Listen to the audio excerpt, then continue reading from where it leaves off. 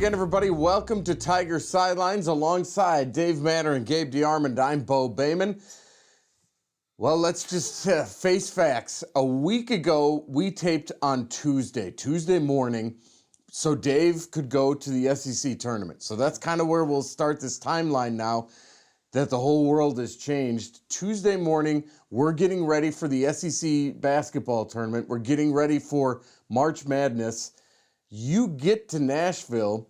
The games are played Wednesday, but that's the last we see of anything. Yeah, they're played Wednesday, and then that's when the conferences started announcing that they were not going to have fans come for the rest of their tournaments, and that seemed like a pretty dramatic swing. I mean, this is going to be huge. How are we going to do this? How are you going to cover games and watch games, and, you know, what is the experience going to be like without fans there? And then I think is when the NBA, the Rudy Gobert situation happened. Then the NCAA tournament announced they weren't going to have fans. And then the ball just kept on rolling. And then Wednesday turned into Thursday. And then we haven't seen any games since then. And ironically, Thursday, the coronavirus starts really kind of taking over. Everybody knows what COVID-19 is all of a sudden. Not that it wasn't in the news, but Right. Then I think, was it the Big East plays a half on Thursday, and everybody else is ready to play at about 11, and then 10 o'clock, they're like, we can't do this. Yeah, and I mean, it seems like it was a month ago. Yeah. It really does. But to me, the Rudy Gobert thing on Tuesday night was the moment where it all went. I don't remember Tuesday or Wednesday night, but that was when it was all, oh, this is a thing. Yeah. Now, like him and Tom Hanks within like 20 minutes of each other. And at that point, it was like everybody was like, oh, wait, maybe this is like an actual thing we have to pay attention to. And just, I mean, we were talking before you got here. I think it's a bigger question mark whether things happen in the fall than, like, nothing's happening in the spring. That's all done. Yeah, and we'll get to that. What was the reaction of the Missouri contingent there, the team, Konzo? I know that they had to go with the, okay, it's done, but then it has to sink in that all of a sudden your season's over. Right. The timing was a little bit weird because they were kind of staggering teams in for interviews. And at the time that we talked to Konzo, it was me and just two other reporters. My phone was out recording the interview, and I saw an email pop up from Mark Emmert from the NCAA. That's when they announced that no fans would be at the NCAA tournament. So I actually had to tell Konzo that after reading it on my phone. And he was kind of silenced by it. I mean, the reality started to set in then. Obviously, Missouri probably wasn't going to play in the NCAA tournament, but that was a big move there. And still, there are a lot of questions. There's like, is this? Are we doing this right? Are we overreacting? Right after that, we met with Frank Martin from South Carolina, and he just has a way of putting things in perspective. Was incredibly eloquent about it. He's like, with so many people here we have to concern ourselves with: family, staff, the kids, obviously their families back home. And I thought he really, kind of captured the fear, the anxiety right then, and just the reality of, hey, we're talking about basketball. Like this is not important. Let's fix the big problems here and do our part. And then it just the news kind of continued to trickle in to where it got to the point was nobody's going to see any basketball here. It's over, and you're not going to see any this weekend or after that either. And then we get to the point where they don't postpone the NCAA tournament. They just cancel it altogether.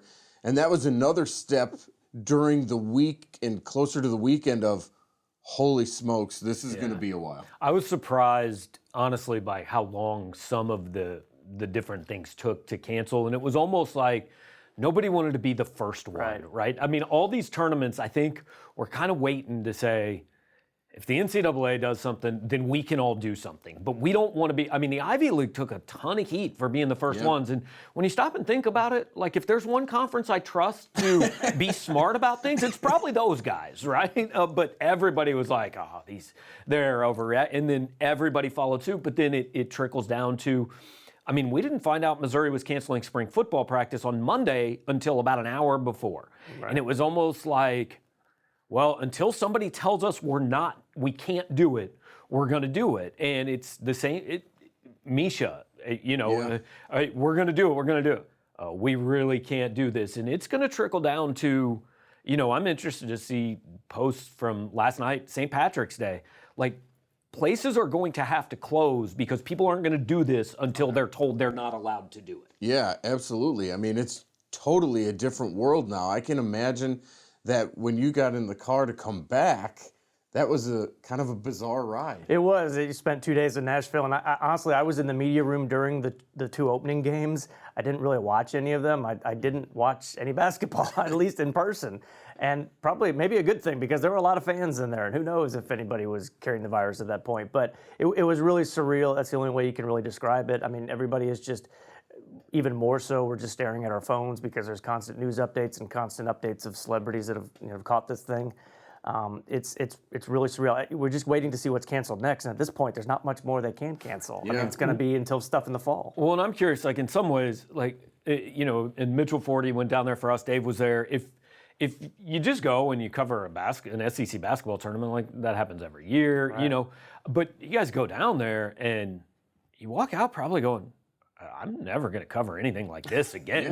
Not that you're excited about it, but just it's one of those moments when it's happening. You're kind of like, oh, this is nobody's ever done this before. Then the ball keeps rolling a little bit, and then you get to the spring sports. And the spring sports cancel for a little while, then they're shut down, then you find out they're not going to resume. And so technically, then you find out classes are no longer face-to-face. Right. Except for schoolwork being done online, technically, the school year's over. Yep. I mean, Yep. it's done. And the spring sports, the thing that kind of caught people off guard was the NCAA when they shut down this championships. The coaches weren't aware of that. The SEC commissioner wasn't aware of that. The ADs. But at some point, and I talked to Steve Beazer, Missouri's baseball coach, about this. He was caught off guard. Obviously, Missouri can't play in the postseason, but still, this is his world. But he reasoned it by saying, there's a chain of command here. They don't really have time to let everyone know. We just have to make these decisions. These are big, bold decisions.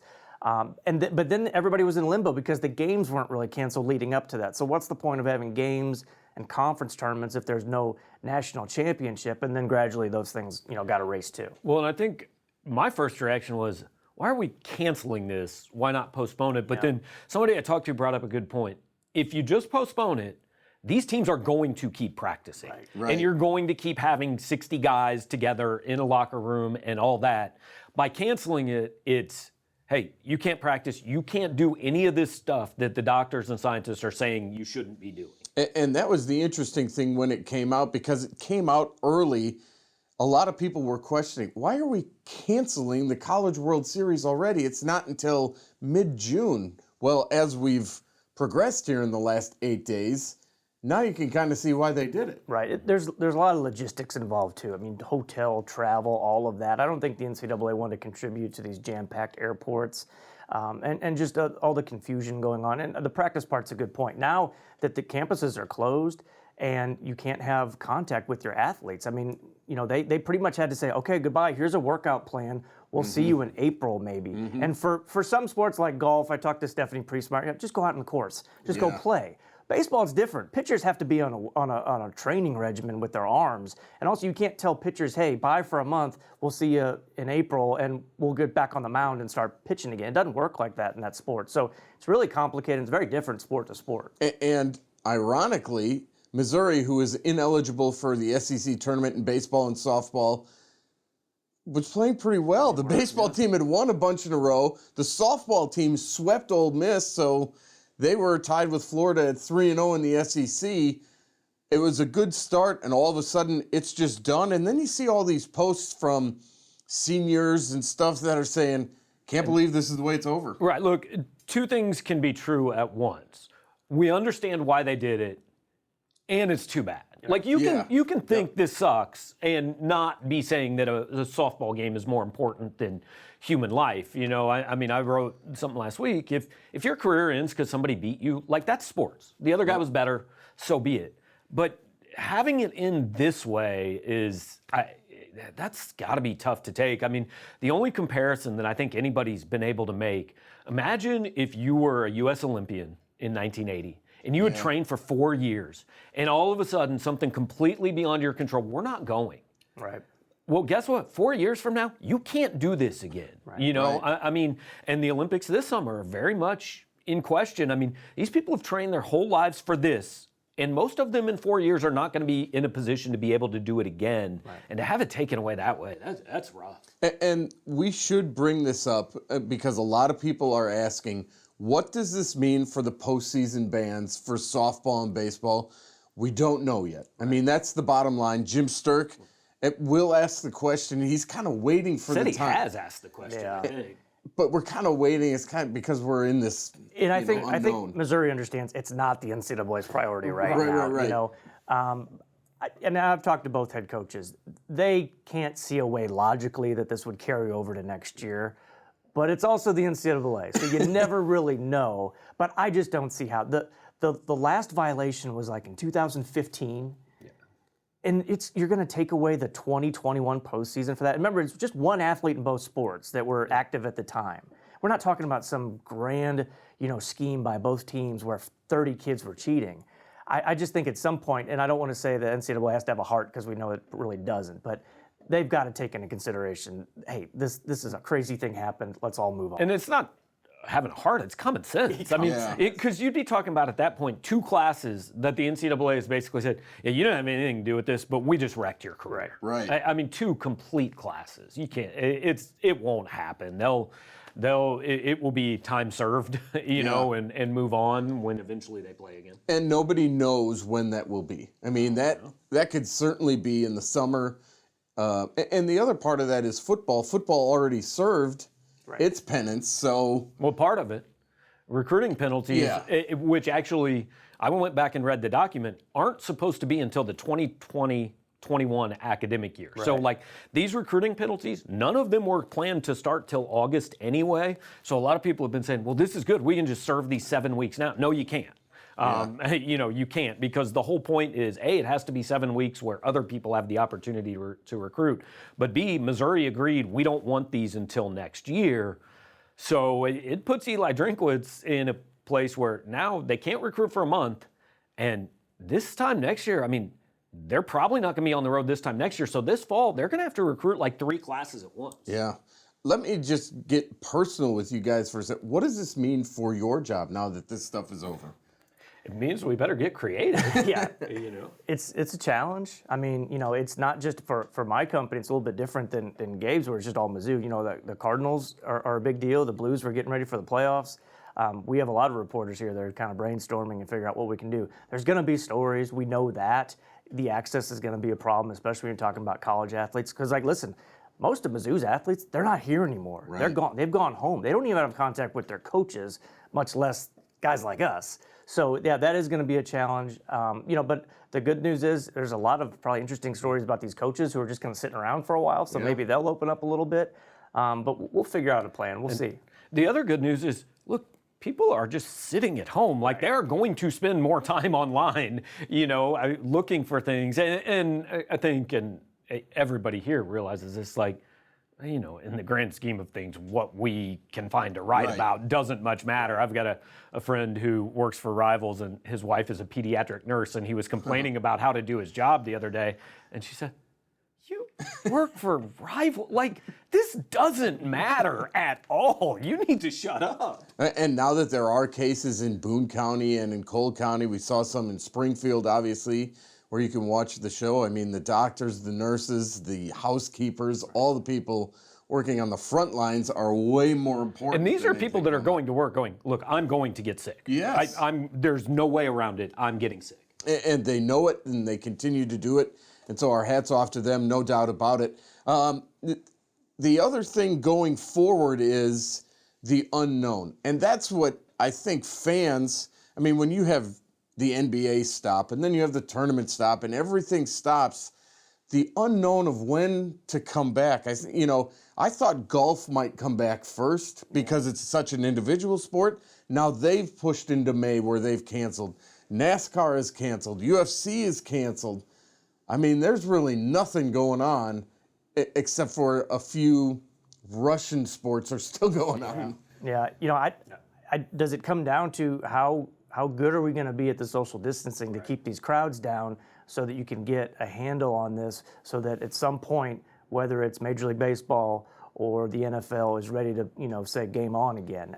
We don't know the answers. And the thing is, people in sports really don't know the answers. It's going to be the much smarter people, the scientists and the doctors and the experts at the national level in our government, hopefully, knock on wood, that can answer these things and then provide those answers to the people in sports. Well, and I can already see a world where we're talking in mid-September and it's, Alabama is playing a football game, Missouri's playing whoever they're playing, the third round of the Masters is going on, the Kentucky Derby is going on, the Indy 500, it's all on the same day, and people are going, oh, this is great, let's do this every year. Let's just move everything to the fall. Yeah, because there will be plenty of stuff coming up in the fall. All right, we're going to take a break, and when we come back, we asked for your tweets, and we got some, and we'll answer your questions right here on Tiger Sidelines on MC.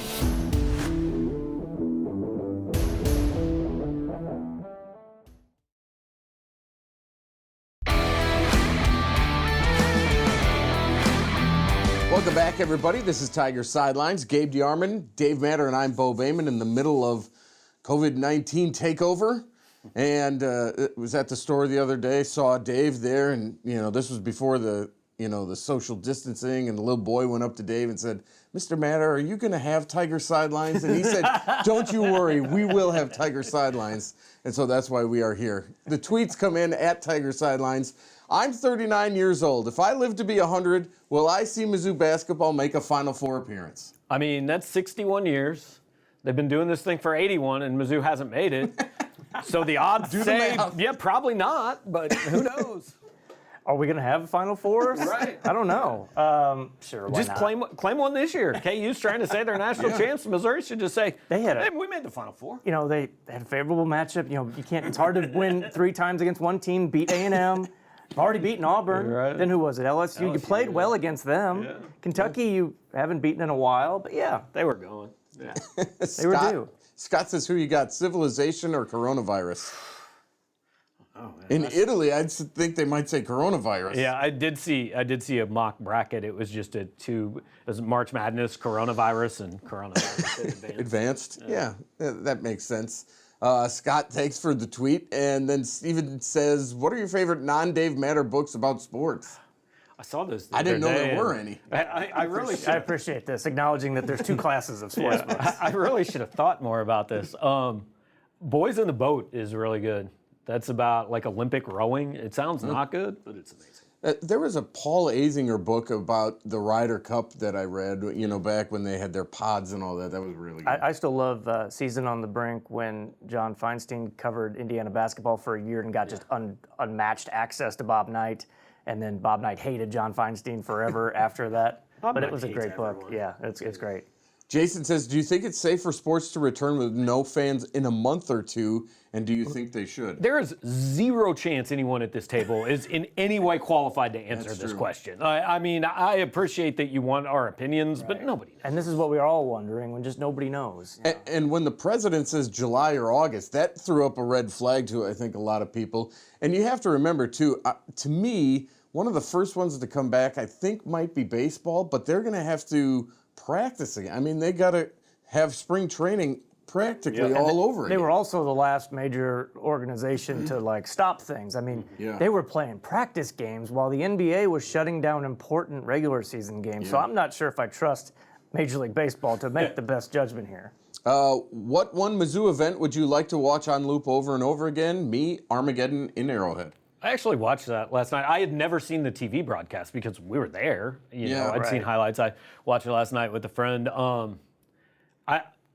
I think I would actually watch the NCAA tournament win over Memphis. I maintain that's the best single game I've ever seen a Missouri team play in a spot that really matters. But the truth is I'm going to watch the Super Bowl 107 times between now and whenever sports comes back. Plus, wasn't Dick Enberg on the call for the Mizzou-Memphis game? Oh, that's right. Tuesday was the 25th anniversary of Missouri's last win, or not, Norm Stewart's last win in the NCAA tournament when they beat Indiana. So I found that on YouTube. You could watch the whole thing without commercials. It was pretty good. I mean, Paul Linney, the Haleys, it was a good game. It's amazing, everything that you can do now from your house. I'm starting to think we don't really need to be able to go anywhere. It's interesting too when you look at some of the old things and you think about it. Unfortunately, the last time Missouri won an NCAA tournament game was with Mike Anderson. Didn't they win like in Buffalo? What's the date today? March 18th? 18. Tomorrow is officially a decade since Missouri has won an NCAA tournament game. That's amazing. And first round game, who'd they beat? Clemson? Clemson, and then they got beat by West Virginia. Yeah. Brandon says, what's your favorite TV show and episode from said Well, show? obviously, the first answer is Tiger Sidelines. Thank you. Right. And the favorite episode would be the first one. Yes. Or the next one. the last one, right? The one before payday. Yeah, absolutely. All right, thanks for all those tweets. As we continue on here, just maybe final thoughts about what you think lies ahead. I know it's so hard, but just if we were all guessing, and just to be honest with Tiger Sidelines, we are planning a show next week, but at the same time, we just never know. What was interesting Greg Sankey had a couple press conferences, kind of impromptu, at the SEC basketball tournament. We're there for a basketball tournament, and most of the questions were about football, and that tells you what conference you're in. I'm just interested, when are they going to be able to practice? I mean, a spring game you don't have to have, because that's probably the least important practice of all of them in the spring. But they just can't march right into the season without, having a little bit more time together. And if they do, teams with first-year coaches are really going to be at a disadvantage. And I'm looking at Missouri with the first-year quarterback also. I mean, there are teams out there who got 10 practices in versus Missouri got 3. Some got none. Kirby Smart went into quarantine before Georgia could start practice. I mean, it's all, A, so trivial, and B, so unknown that we have no idea. But you want to see nationwide freakout, mess with football. I mean, the SEC in the South, cancel SEC media days. Alabama fans will riot. Like the NFL teams, they start doing OTAs and stuff in, May, something like that. Training camps in July. That has to be pushed back. We just went to a 17-game season. Now you're talking about let's go to 12. I mean, I'm all for the Chiefs just remaining Super Bowl champions in perpetuity, but people are going to be unhappy if there's not a season. We all knew the apocalypse would come when the Chiefs won the Super Bowl. But the NFL has grabbed all the sports headlines, mainly because they're not playing. It's their free agency. A couple of former Missouri Tigers are on the move, like Chase Daniel. Continues on. Cashing it in, 3-year deal with the Detroit Lions. He's going to play for every team in the league. Yeah. Like he's Lions, going to be, Tigers, and Bears now. He's going to be on every team in the league. Hey, more power to him, man. Everybody keeps saying, hey, when's he going to come back and coach? Why would he? Teams are paying him millions of dollars to not play. To do less than he would have to do as a coach. Right. And Connor McGovern moved to the Jets. You got a big deal, $18 million guarantee, 3-year deal with the Jets. We might not hear from him for a while playing offensive line on that team, but hey, good for him. And there's more, I would think, NFL headlines to come because they're the ones that are in the offseason, luckily, and they have all this movement. The league year starts today, I think, the new year. And so there's going to be plenty of movement going on, and that's what's sort of keeping sports afloat. Yeah, you were talking about, what do you write? Like, honestly, everybody's still kind of writing about the fallout and the unknown and all that, and now we got NFL free agency. Like, this is all going to wear off in about 2 weeks. And then we're really going to be sitting here going, okay, so we got 5 months till we've got a game? I don't know. And that's the whole deal. I mean, it's just the unknown going into, it's almost day by day for some people. It's week by week for some leagues. That's just the way of the world right now. Yeah, I think the NFL has a lot of power here because they can, like you said, they don't have to do the things where you need crowds. They'll still have a draft. I think the draft it'll get more attention than any other NFL draft this year just because nothing else will be happening. Here's how I want the draft done. I want it done like in a Yahoo Sports chat room with all 32 GMs, like a fantasy league, and it's like a serpentine draft. The Chiefs go 32nd and 33rd, and then back to flip the other way. But seriously, they may do it like online or just on TV where if they still have social distancing, they can't all be in a room. And it's kind of nice. They're going to have to draft guys off of their film instead of these, underwear Olympic workouts that they have with them because they're not going to be able to have those. Look how many, and again, there are more important things, but there's just so many tentacles to this about, what if you're a kid from Missouri Southern who you need pro day to have these people know who you are. Well, that doesn't happen now. You're probably not getting drafted. You're going to have to be signed as an undrafted free agent. You know, we were talking about, you know, giving kids more eligibility and all that.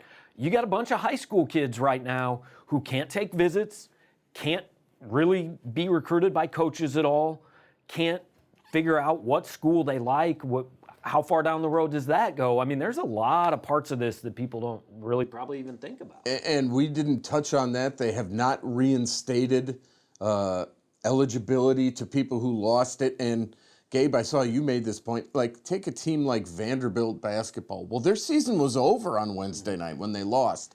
The winter sports, you probably can't. The spring sports, they're going to give kids another year. There's going to be some issues, but they're going to do it. But I've got a problem if they give winter sports another year. Like, I get it. Swimmers, wrestlers missed NCAA championships. It's terrible.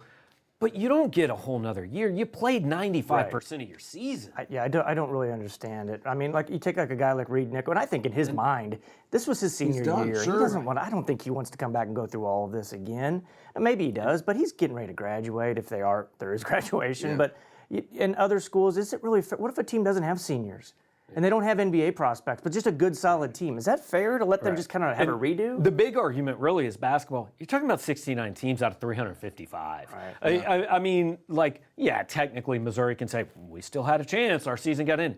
You had no chance. You weren't going. Absolutely. We will see what next week brings. We plan to be here for another edition of Tiger Sidelines. Considering that there's just 6 of us. Behind the scenes, it's Bill and Matt and Brian, and that's Dave Matter, that's Gabe DeArmond, and I'm Bo Bayman. Thanks for watching this COVID-19 edition of Tiger Sidelines. We'll see you next week right here on MC22.